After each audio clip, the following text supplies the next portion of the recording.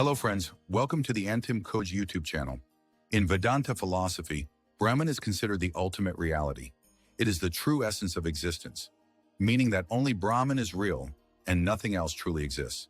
That is why it is said, Brahman is Satyam, while the world is an illusion, or Jagat Mithya. Brahman is the fundamental source of everything. All things originate from it. It is eternal, meaning without beginning or end, infinite, always present everywhere, and self-sustaining without reliance on anything else.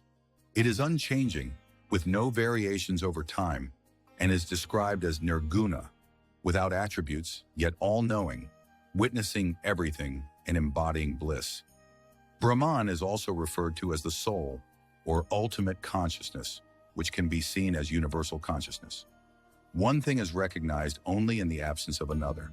For instance, where I am, you are not. Where there is day, night is absent. Where there is the sun, the moon is not present. Similarly, where there is love, hatred does not exist. And where there is life, there is no death. However, Brahman is beyond time and space, and thus is never absent. It is always present everywhere, and that is why only Brahman is true. Let us now try to understand what Maya is. Maya is the natural, inherent power of Brahman, through which it expresses its infinite capabilities in a creative manner. It is Maya that creates the world, a world that is constantly changing. Since Maya is an inherent power of Brahman, it is also eternal and infinite, having no beginning and no end. It is both real and unreal, which is why it is often referred to as an illusion. It is real because it can be experienced, but unreal because it has no independent existence. To understand Maya's illusory nature, we can use the example of a dream. When we are dreaming, everything seems real, but upon waking, we realize it was all just imagination. In the same way, Maya, or the world, appears to be true but has no real existence. From a spiritual perspective, Maya is the power that conceals the true nature of Brahman, or creates illusions. It can be likened to a mirage in the desert, appearing like shimmering water from a distance, but when approached, it is found to be an illusion. Similarly, in our material experiences, Maya creates a mirage. It can deceive our perceptions, making material possessions or social success seem like sources of ultimate happiness, but in reality, they divert us from realizing our true nature and the unity of all existence. Maya is the empirical world, the world of experiences and perceptions. Now let's understand the soul, or Atman, our true self. The soul is an integral part of Brahman and is not separate from it. However, due to avidya, ignorance, the soul forgets its true nature and identifies with the body, mind, and senses. This mistaken identification with the limited self is called ego, or the feeling of separateness. The soul can also be referred to as individual consciousness. When ignorance and ego are present, the soul forgets its true identity as Brahman and remains trapped in Maya, mistaking the world for reality. This state is called bondage. In this bondage, the soul experiences temporary happiness, but lasting bliss is unattainable.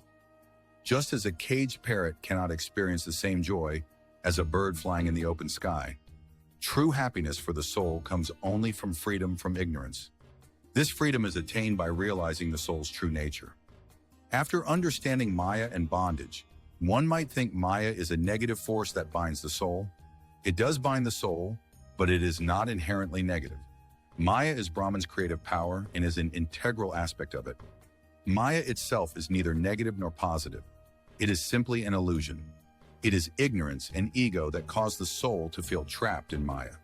To illustrate this better, imagine a camel owner who pretends to tie a camel's leg with a rope.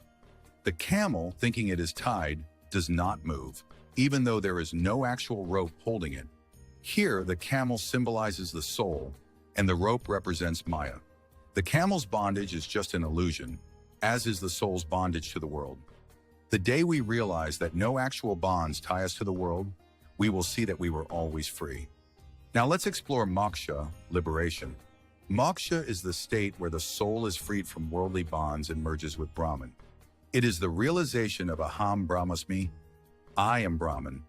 When ignorance and ego are dispelled, the soul attains true knowledge. transcends the world of illusion and becomes one with Brahman. Time and space are characteristics of Maya. In the state of liberation, the soul goes beyond the limitations of time and space, experiencing timelessness and spacelessness. To explain timelessness, imagine standing in a river where the flowing water represents time. The stream approaching you symbolizes the past. The point where you stand represents the piyat, and the water flowing away symbolizes the future. Stepping out of the river allows you to observe the entire flow without being affected by it, signifying liberation from the confines of time. Similarly, spacelessness can be understood by imagining yourself in a closed room. The room's dimensions represent space. When you step outside the room, you find yourself in an infinite, formless expanse. This represents experiencing the limitless nature of Brahman, beyond all personal boundaries. According to Einstein's theory of special relativity, space and time are interconnected, forming a unified space-time continuum. Consequently, upon attaining liberation, the soul transcends both time and space, which are merely aspects of Maya. Since life and death exist within the dimensions of time and space, the soul, upon liberation, also transcends life and death. The individual soul realizes its true essence as the nature of Brahman and merges with it.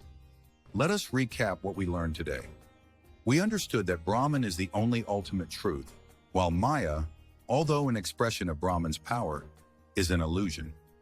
The individual soul, being a part of Brahman, becomes trapped in the illusion of Maya due to ignorance and ego, forgetting its true Brahman nature. By removing ignorance, the soul recognizes its Brahman identity and becomes free from the bonds of Maya. This state of ultimate knowledge and freedom is called moksha, which is the true aim of our life, to realize our identity with Brahman. Thank you for watching and see you in the next video.